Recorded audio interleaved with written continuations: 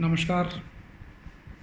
मैं एडवोकेट चंद्रशेखर आज आपसे एक छोटे से वीडियो के माध्यम से कुछ महत्वपूर्ण बातों को आपकी एक जानकारी में लाना चाह रहा हूँ। हालांकि ये ऐसे मुद्दे हैं, ऐसे विषय हैं जो हर एक आदमी को मालूम है, हर एक आदमी इनके ऊपर चर्चा भी करता है और सरकार के बारे में भी कहता है कि सरकार को करना चाहिए। और क्योंकि काम सरकार के ही हैं तो सरकार को करने के योग्य हैं, पर आम आदमी इस विषय में जो प्रतिक्रिया रखता है उसमें कई बार जानकारियों का अभाव होता है। कई बार हम आम जनमानस कुछ व्यक्तिगत प्रलोभन में आकर हम मूल चीज़ों से, मूल वस्तुओं से अपनी दूरी बना लेते हैं। जो मैं आज आपके सामने विषय लेके आ रहा हूँ, हालांकि इसके बारे में आगे मैं आपको हर एक विषय पर विस्तृत जानकारी देते हुए अलग अलग वीडियो बनाऊंगा, आप ज़रूर देखिएगा उनको। इसमें प्रमुख है संविधान। पहला जो विषय है संविधान, दूसरा मूल विषय है इतिहास, तीसरा विषय है भ्रष्टाचार, चौथा विषय है जनसंख्या विस्फोट या जनसंख्या इतनी अधिक है, उसके क्या कारण है और क्या निवारण है। पांचवा है हमारा धर्मांतरण, जो जबरन धर्मांतरण हो रहा है। छठा घुसपैठ और भ्रष्टाचार। तो संविधान के ऊपर शुरू करते हुए, संविधान का मूल अर्थ है, जो अगर इसको हम संधि विच्छेद करते हैं, सम और जमा विधान। सम के मान मतलब है सबके लिए समान, सबके लिए बराबर। विधान का मतलब है कानून, ऐसा विधान जो सबके लिए समान रूप से अनुपालन करने योग्य हो। परंतु क्या ऐसा है? संविधान कहता है ये ऐसा है, पर हकीकत में ऐसा नहीं हो रहा। जितने भी हमारे राजनीतिक पार्टियां हैं, वो अपने व्यक्तिगत, या अपने व्यक्तिगत नहीं कहना चाहिए, उनकी पार्टी अपने सत्ता में आने के लिए संविधान की व्याख्या को अपने अलग अलग तरीके से सोचती है, उस पर काम करती है। हमारे देश के अंदर 150 करोड़ की आबादी है। 150 करोड़ की आबादी में संविधान के तहत सभी को सम अधिकार मिलने चाहिए, परंतु ऐसा नहीं है। यहाँ पर किसी विशेष धर्म के लिए अलग अधिकार हैं, किसी धर्म के लिए अलग हैं, फिर धर्म के बाद जातियों में बटे हुए हैं, जातियों में भी और अलग श्रेणियाँ बटी हुई हैं। तो यहाँ संविधान का जो मूल अर्थ है, जो संविधान हमारे संविधान रचयिताओं ने बनाया था, जिसमें बहुत विद्वान लोग शामिल थे, डॉक्टर भीमराव रामजी अंबेडकर जी ने जिनका मार्गदर्शन किया, सरदार वल्लभ भाई पटेल भी उसमें शामिल थे, और बहुत ज्ञानी विद्वानों ने संविधान बनाया था। हालांकि संविधान जो है मूल रूप से कई जगह तो ऐसा लगता है, अगर आप अध्ययन करेंगे तो कॉपी पेस्ट है। कॉपी पेस्ट जैसे आजकल हम कंप्यूटर में करते हैं ना, कि यहाँ से उठाया वहाँ रख दिया, तो सेम कॉपी पेस्ट लगता है। तो कई जगह तो दूसरे देशों के संविधानों के एक एक शब्द, एक एक कोमा, एक एक डैश, एक एक फुल स्टॉप तक भी एज इट इज़ रखे गए हैं, पूर्ण विराम भी एज इट इज़ रखे गए हैं। तो संविधान में अभी संविधान नहीं हो पा रहा है। तो इसके बारे में मैं एक अलग से बड़ी वीडियो बनाऊंगा कि जो जो मुख्य मुद्दे हैं जिनके ऊपर कार्य होना चाहिए। तत्कालीन जो पहले सरकारें रही हैं, उन्होंने कभी इसमें सोचा नहीं। उन्होंने तो अपनी पार्टी के लिए कैसे उनकी पार्टी अधिक से अधिक समय तक राज करती रहे, उसके बारे में अपनी नीतियाँ बनाई, कैसे लोगों को प्रलोभित करके अपने पक्ष में करने के वोट हासिल करने की नीति बनाई। हालांकि जो वर्तमान में सरकार है, भारतीय जनता पार्टी की पहले जनसंघ थी। तो इनका एक मूल उद्देश्य रहे हैं कुछ, उनमें से एक हमारे माननीय प्रधानमंत्री जी ने पूरा किया, धारा 370 का और 35A का उन्मूलन कर कर। परंतु एक समान नागरिक संहिता भी एक प्रमुख विषय है इसके अंतर्गत, जिस पे अभी कार्य होना बाकी है और उम्मीद करते हैं कि शायद वो करेंगे जल्दी।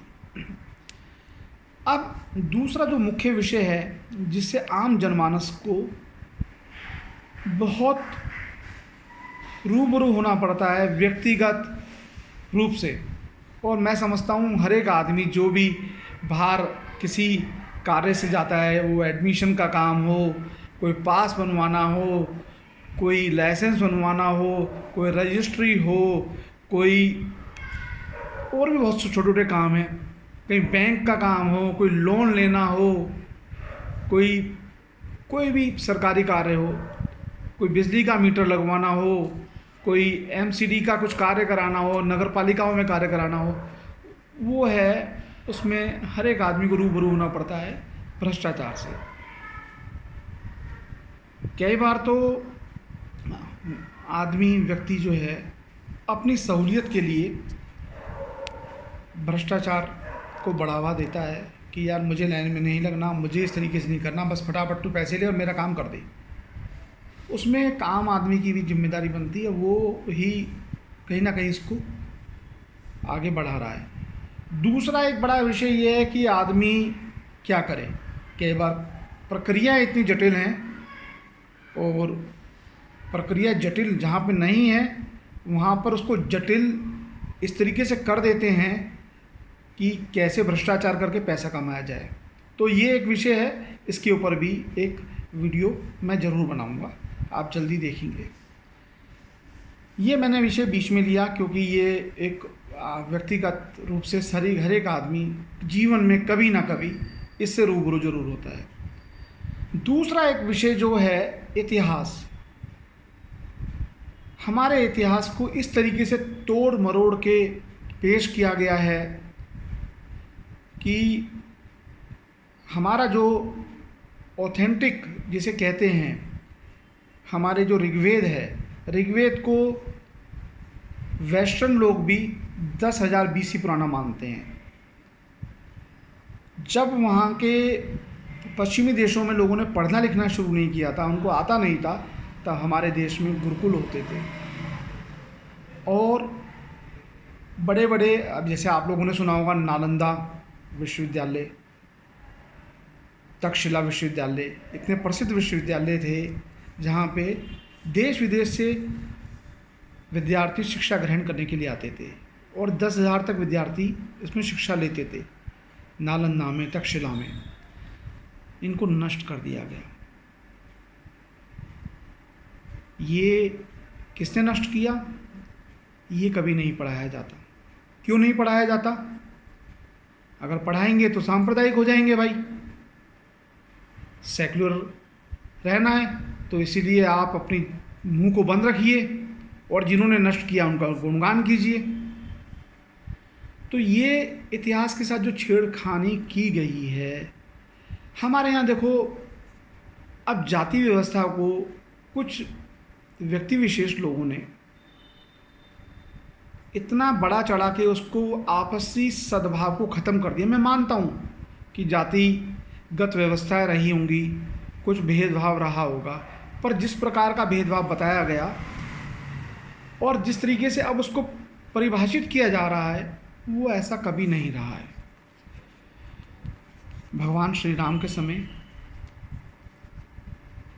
भगवान वाल्मीकि जी ने जो रामायण लिखी है, वाल्मीकि रामायण लिखी है, उसमें अनेकों अनेक ऐसे प्रसंग हैं जहाँ पे जाति व्यवस्था का नाम की कोई भेदभाव नहीं था,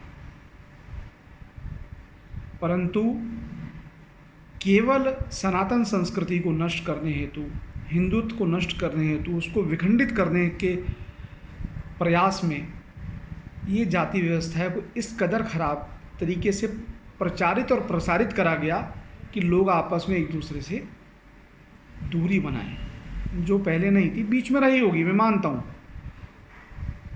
पर ये जो मैंने इतिहास पढ़ा, हालांकि मैं अधिवक्ता हूँ, पर जो मैंने इतिहास की जानकारी ली, जितना मैंने पढ़ा, पहले मैं पढ़ चुका हूँ, ये मुग़लों के समय में इतनी नहीं थी जाति व्यवस्था। ये बेसिकली अंग्रेज़ों ने ज़्यादा इसको बढ़ाया। अंग्रेज़ों ने 190 साल के शासनकाल में बहुत कुछ दिया, कुछ कोड हमारे को दिए और कुछ चीज़ें यहाँ ठीक भी करी, क्योंकि हर एक चीज़ के एस्पेक्ट्स भी होते हैं, पॉजिटिव भी नेगेटिव भी। परंतु जो जाति व्यवस्था है वो इतिहास के ऊपर इतिहासकारों ने उसको आगे इस तरीके से परिभाषित करा कि लोगों के अंदर वैमनस्यता बढ़ गई है। जो आक्रांता आए हमारे, मैं आपको एक वीडियो और बना के दूंगा, जो हमारे ऋषि मुनियों ने, आजकल जो वैज्ञानिक हैं, जिस तरीके से ICMR है या नासा के वैज्ञानिक हैं या इसरो के वैज्ञानिक हैं, DRDO के वैज्ञानिक हैं और बहुत सारे IIT के वैज्ञानिक हैं, इसी प्रकार हमारे गुरुकुलों में जो ऋषि मुनि आचार्य होते थे वो वैज्ञानिक भी होते थे और वहाँ भी विज्ञान की व्यवस्था होती थी। वो विज्ञान के नियमों को जानते थे, नए आविष्कार करते थे, चाहे उसमें न्यूटन का लॉ हो या हवाई जहाज़ बनाने की प्रक्रिया हो, परमाणु बम बनाने की प्रक्रिया हो। वो बहुत सारे ऐसे जो भी नियम हैं वो हमारे सनातन संस्कृति में हमारे ऋषि मुनियों ने पहले से ही उल्लेखित किए हुए हैं। बहुत सारे नियमों का, सिद्धांतों का प्रतिपादित किया हुआ है और वो लिखित भी है अथर्ववेद में। परंतु हमारा देश का दुर्भाग्य है कि 1000 में जब, हालांकि 712 ईस्वी में मोहम्मद बिन कासिम ने जब गुजरात के हिस्से में अटैक करना शुरू करा, आक्रमण करना शुरू करा, फिर मोहम्मद गजनी, जिसे महमूद ऑफ गजनवी, मोहम्मद गजनवी कहते थे, मोहम्मद गोरी के बाद फिर धीरे धीरे तुगलक, खिलजी, ऐबक, बलवन, ये एक परंपरा, एक विदेशी आक्रांता आते रहे। भारत जो है कभी किसी के हाथ में कभी किसी के हाथ में खेलता रहा। उन्होंने अपने तरीके से हमारे संस्कृति को नष्ट करने का प्रयास करा। उसके बाद मुग़ल आए। इसके ऊपर मैं एक कंप्लीट वीडियो बना के दूंगा आपको। उम्मीद करूंगा कि आपका ज्ञान इससे वर्धित होगा। तो इन्होंने हमारी परंपराओं को, हमारे मंदिरों को तोड़ा, हमारे विद्वान ऋषि मुनियों को अपमानित करा और उसी की परिणाम ये है कि हम अपने उस स्वर्णिमकालीन अतीत को भूल के विसंगतियों में पड़ते चले गए। क्यों? हमें पढ़ाया नहीं गया। जबकि और रही सही कसर अंग्रेजों ने पूरी कर दी। मैकाले ने ऐसी व्यवस्था की, एक कहावत है, एक छोटी सी 30 सेकंड की, एक मैं और आपको बताता हूँ। मैकाले भारत में आए, कुंभ लग रहा था, तो उसने देखा भाई ये प्रयाग में, इलाहाबाद प्रयागराज में इतने लोग कैसे इकट्ठे हो रहे हैं, क्योंकि कुंभ जैसे 1 महीने का, 1 सवा महीने का एक कार्यक्रम होता है, समारोह होता है, उसमें 5 या 6 स्नान होते हैं, विभिन्न तिथियों पे, नक्षत्र गणना के ऊपर होता है आधारित। तो ये कौन करता है, कैसे पता है इन लोगों को? तो कह रहे जी एक मैकाले का जो हमारे हिंदू जो उसके सर्वेंट थे, अनुचर जो थे, उसके यहाँ काम करने वाले थे अंग्रेजों को, उन्होंने कहा ये एक जंत्री निकलती है, एक पंचांग निकलता है। जंत्री का मतलब पंचांग। कह रहे कौन बनाता है पंचांग? ब्राह्मण बनाते हैं, काशी में भी बनाते हैं, यहाँ भी बनाते हैं। काशी मतलब वाराणसी। तो वहाँ पे जाकर आप इसको देख सकते हैं। वो बनाते हैं तो क्या उसमें लिखा होता है? कहते हैं हाँ उसमें नक्षत्र गणना करके लिखा होता है। तो इसलिए लोग, ये पंचांग का वितरण होता है विभिन्न स्थानों पर, वहाँ के जो पंडित देख के बता देते हैं। तो कह रहा बनाता कौन है ये? कह रहा मैं उससे मिलना आता हूँ।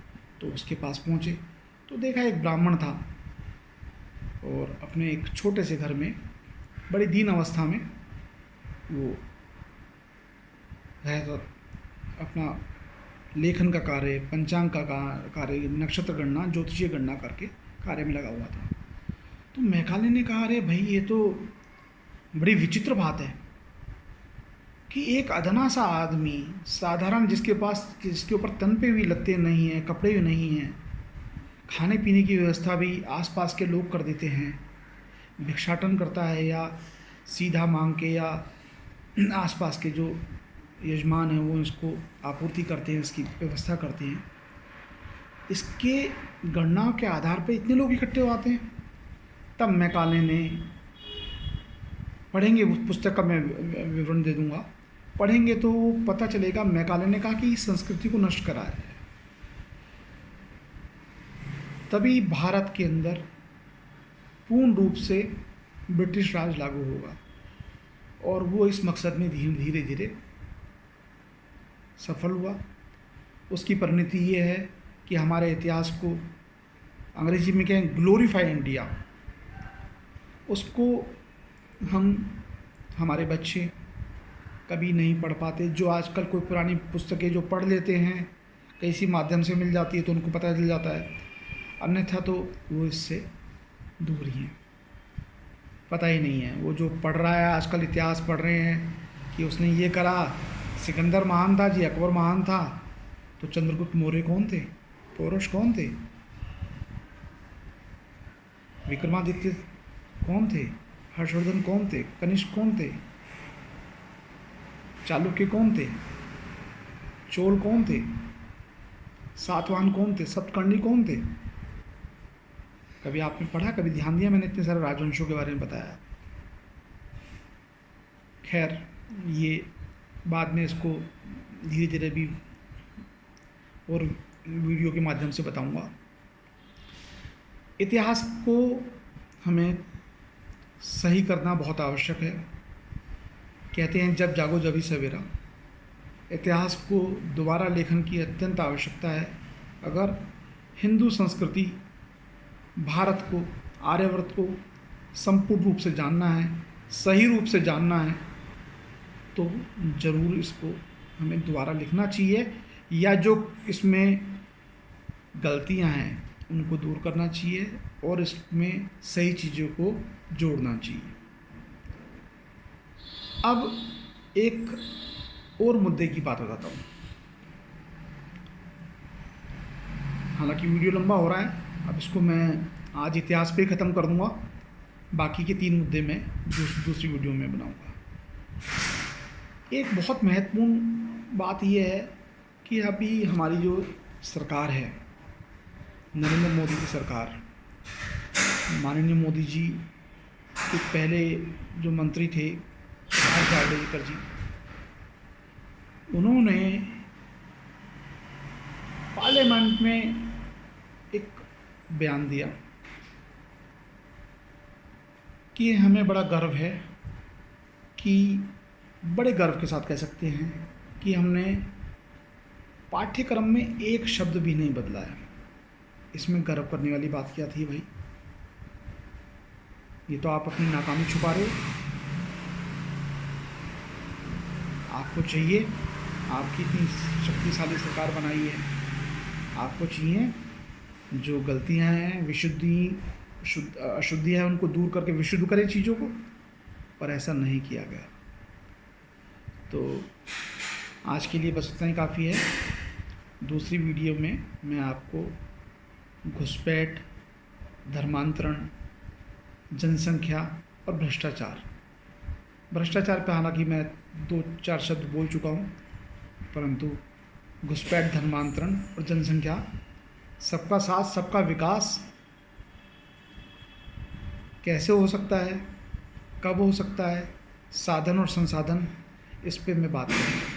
तब तक के लिए नमस्कार। अगर आपको मेरे द्वारा बताई गई वीडियो अच्छी लगी हो तो लाइक कीजिएगा, शेयर कीजिएगा, कमेंट कीजिएगा।